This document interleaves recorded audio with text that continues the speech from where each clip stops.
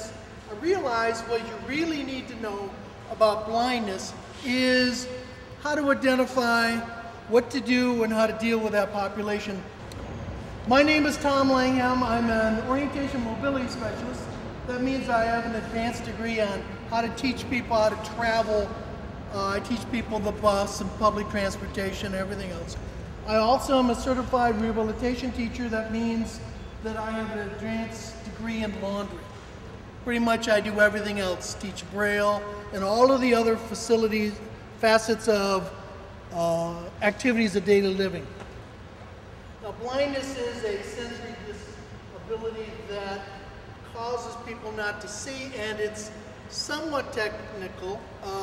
Legal blindness is, of course, 20/200 and best eye with best correction. You don't have to remember that. What you need to remember is a lot of blind people can see.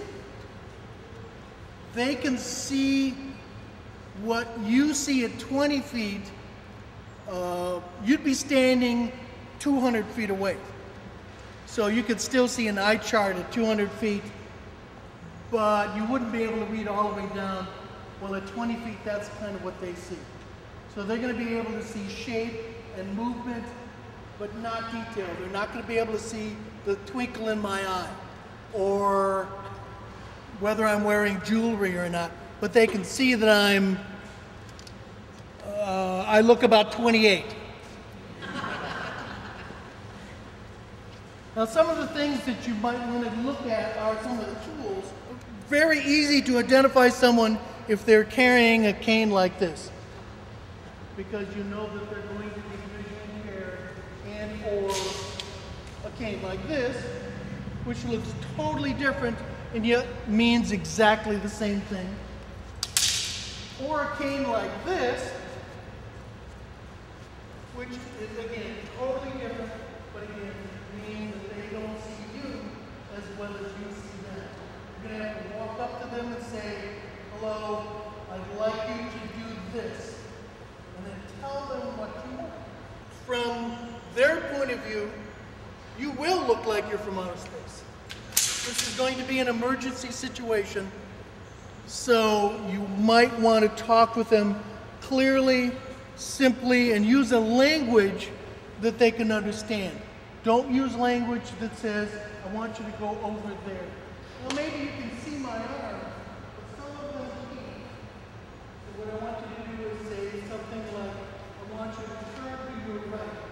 Remembering that my right is exactly opposite of your right.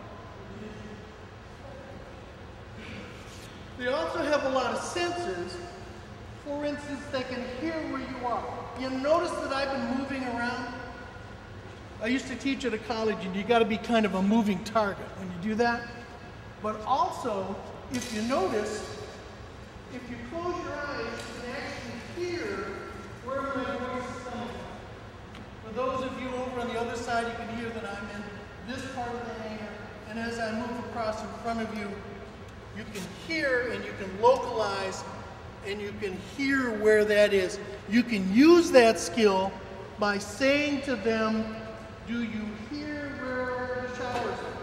Do you hear where," and then pick out an environmental landmark, something that's happening, so that they can orient themselves and keep them oriented. Now, a lot of times I think that this is going to be an exciting exercise because some of you are going to simulate that you're visually impaired. I don't think that you're going to be able to do that really well, because after hours of training, just like the training that you've had in chemical reactions and things like that, you're really not going to be able to use your senses in the same way that someone who has been trained to do that. Imagine someone coming into my office. Some of them come in a basket and they really are incapacitated. Others come in somewhat functional. And then at the end of 70 to 100 hours, we go to lunch and they pay. Those are skills that we teach people on how to use their senses, how to gather information, and how to put together the environment in a three-dimensional construct that allows them to function. Now that's a very high functioning visually impaired person. What about if they have additional disabilities, like some of them are going to be age related? We see approximately 2,000 people a year who are 55 and older. I'm approaching 55 and I noticed that there are some changes in my body. Back when I was actually in the service, back when we didn't ride horses or anything, but it was a while ago. And I noticed that I could run all day and I could do things all the time and I could skip a night of sleep. Today, I'm actually having my grandchildren stay with us for the summer. So it's nice to be here at just a typical catastrophe rather than deal with the drama of a 10, 12, and 14-year-old girl. I'm not sure what else that I'm going to be able to share with you in 15 minutes.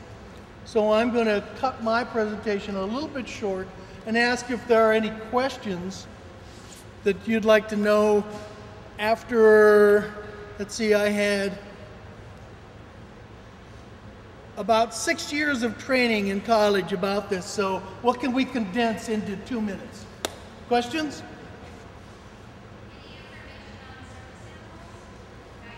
We're going to talk a little bit about that. The service animals that you're going to see that are dealing with blindness are going to be guide dogs. And guide dogs, just like the cane, need to stay with the person. They're going to be easily identified because they're going to be in a harness and the person's going to be with them and traveling with them. They may be able to decontaminate that dog themselves. However, there are other service animals that are less identifiable, so you need to ask. Don't pet the dogs. Don't even make eye contact with the dogs. The dogs are going to be freaked out enough because of the outfits that you wear. I'm going to quit and move on to some other disabilities.